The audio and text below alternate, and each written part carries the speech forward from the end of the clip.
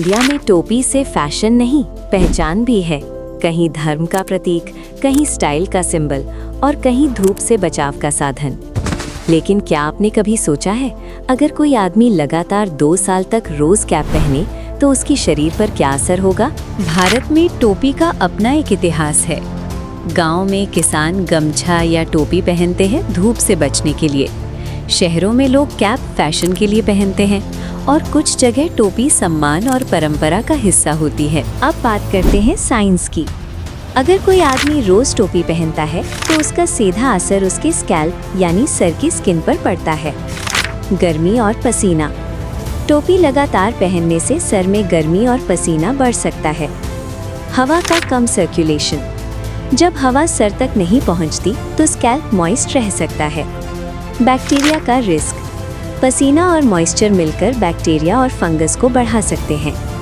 Hair fall myth versus reality. लोग कहते हैं कैप से बाल गिरते हैं, लेकिन सच ये है कि सीधा कैप से हेयर फॉल नहीं होता, पर गंदा कैप, इन्फेक्शन या टाइट कैप हेयर रूट्स को कमजोर कर सकती है।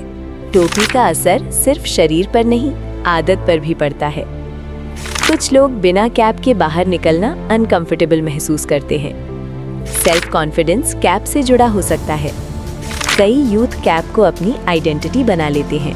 हर चीज का एक अच्छा पहलू भी होता है। धूप से बचाव, डस्ट से प्रोटेक्शन, स्टाइल और पर्सनैलिटी बूस्ट, ठंड में गर्म रखना। तो अगर कोई व्यक्ति 2 साल तक लगातार कैप पहने, अगर कैप साफ रखे, लूज हो और कभी-कभी सिर को हवा मिले, कोई बड़ा नुकसान नहीं होगा।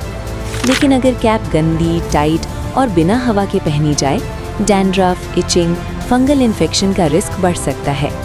टोपी गलत नहीं, आदत गलत हो सकती है। सफाई रखो, बैलेंस रखो और फैशन के साथ हेल्थ का भी ध्यान रखो, क्योंकि असली स्टाइल वही है जो सेहत के साथ चले।